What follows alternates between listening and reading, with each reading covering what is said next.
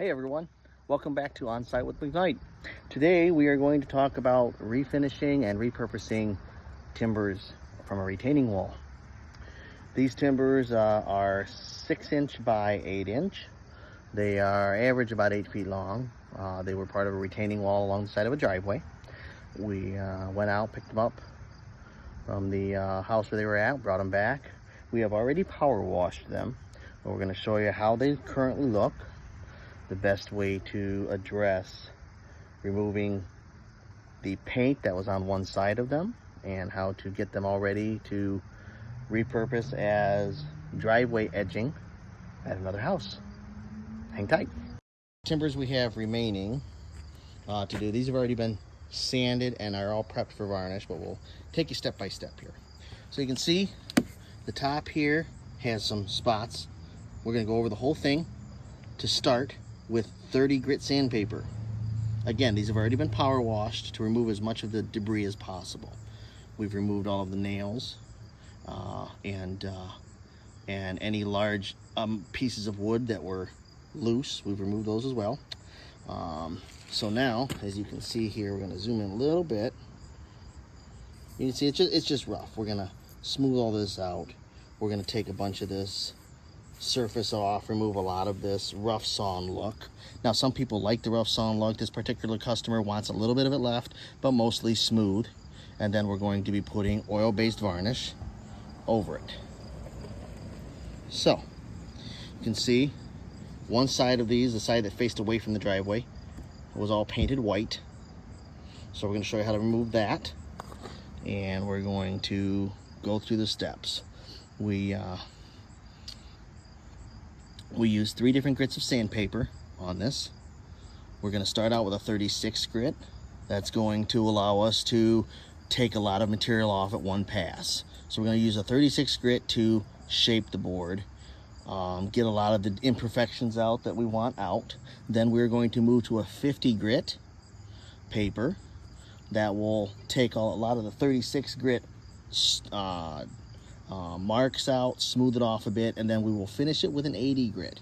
This is an outside timber. We do not need anything as polished as we would say inside. So 80 grit will be our final finish for this particular project. Now let's move over to the tools for, in this case, removing paint. So for my preferred method of paint removal in this case is what's called a flapper wheel, which is this item here. You can see it's got flap wheels of paper. This one's obviously been used quite a bit, but here's what we have: our belt sander. Belt sanders are great for also removing large amounts of material at a time, but they, as you can see, operate over a little bigger surface at a time. So this is better for getting into tight spots. You know, like I said, that chunk right there, for instance, that's way better with an angle grinder removal shaping system than it would be with a belt sander. The belt sander, we start out with, like I said, 36 grit. I've got 50 grit on here right now. And let's move over to the work table and I'll show you what we're doing. So like I said, we've gone over with 36 grit. We have gone over it with 50 grit. We are now ready for 80. As you can see, we are not taking everything off. You can still see a lot of the Roughsawn, but we're just touching it down. You can see we've touched these corners down. We've smoothed out gouges in the surface, areas like here. This we're just gonna leave. I'm not really worried about that. Once we varnish it, it'll all be, you know, it'll just add character. You know, we're not taking all of the paint out. We're taking the majority, but not all. We are leaving one side just plain. We're going to clean it off and varnish it, but that's going to be the bottom. I wouldn't even worry about wasting your time with that. It is going to be on the ground. But you can see we're leaving a little bit of the grinder marks, the old spikes that were holding them together. We're going to leave those. We touch them off a little bit, leave them a little bit shiny, you know. You don't need to get this perfect. It adds a lot more character, as I'm sure all of you know, leaving some imperfections, leaving the nail heads, for instance. We've got a couple in here that have nail heads still embedded in them. Here, this one's a perfect example. We still have a nail head there. You know, varnish right over it. It's going to add some character. So that's where we're at. We're going to touch this one off with 80 grit, and these two beams will be ready for varnishing. And when I get the next set of beams up here, we'll show you about the flapper wheel and how that all goes.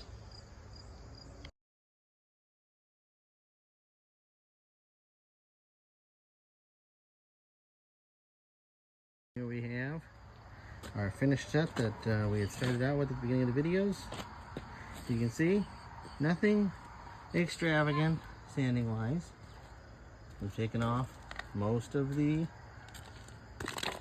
paint, still leave a little bit for character, you know, leaving your nail holes, just smoothing everything off so nothing gets caught when the little kid runs across in bare feet. And then we varnish it, a couple coats, and that will be ready for install.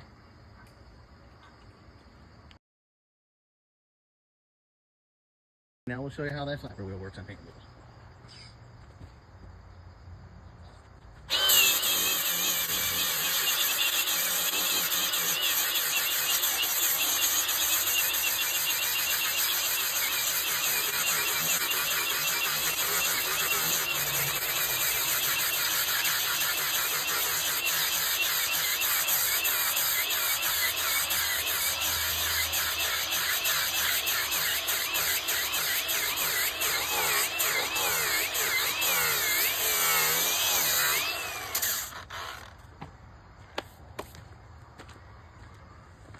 So you can see, in a very short amount of time, you can take off a lot of material with a flapper wheel.